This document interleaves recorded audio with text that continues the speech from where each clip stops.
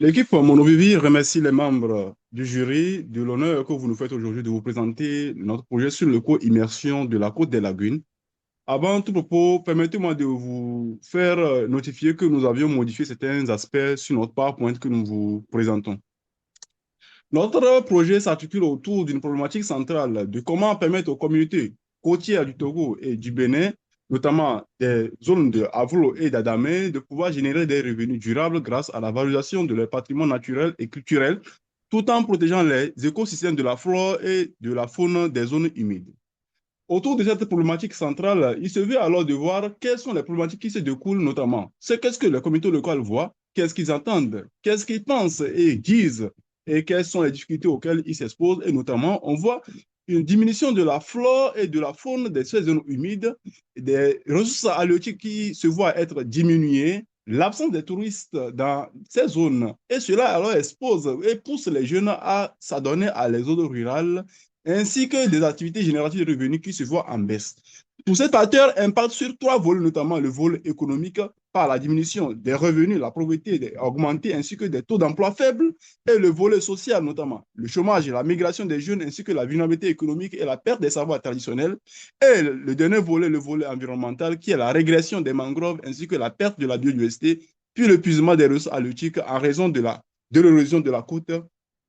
au niveau des mangroves de ces communautés locales.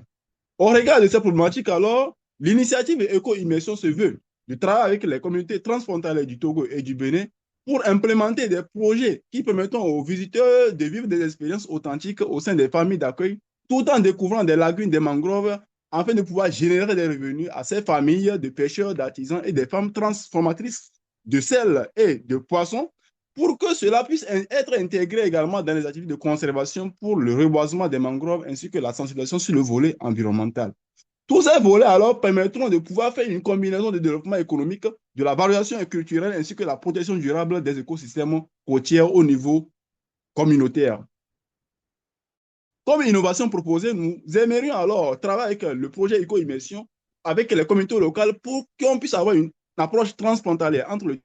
Togo et Bénin pour une transformation des familles d'accueil en termes d'acteurs économiques et touristiques en lien direct avec les écotouristes et la restauration écologique en combinant plusieurs facteurs, notamment le tourisme, la conservation et l'éducation environnementale pour favoriser plusieurs avantages, notamment l'avantage économique qui serait de créer des emplois locaux, de diversifier les revenus au niveau des ménages et le développement micro-entreprises des communautaires, ainsi que l'augmentation des revenus liés au tourisme.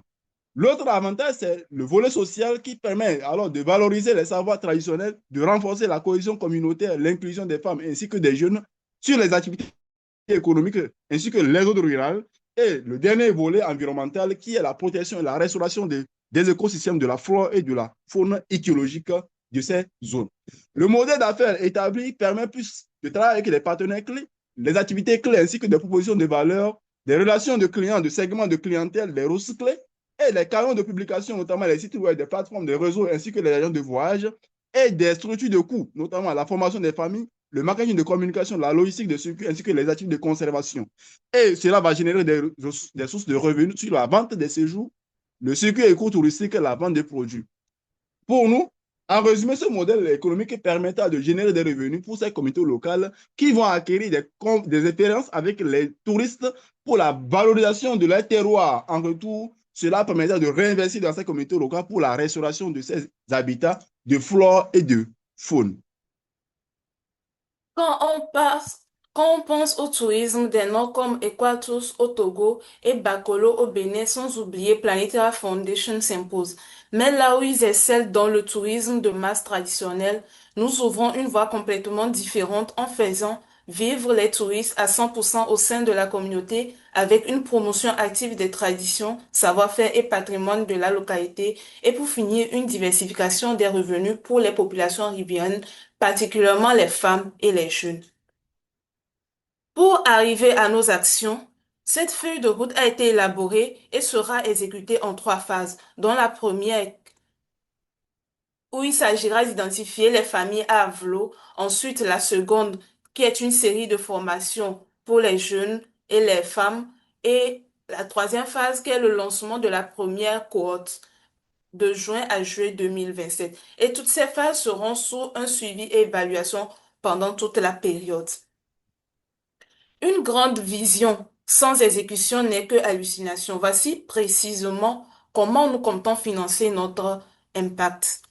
Le budget total estimé s'élève à 14 202 000 francs, avec un apport d'équipe de 4 500 000 francs qui serviront à solder les forfaits de prise en charge des formations des familles d'accueil, spécialement les femmes et les jeunes, et les guides touristiques sur la mise des plans sur la pépinerie.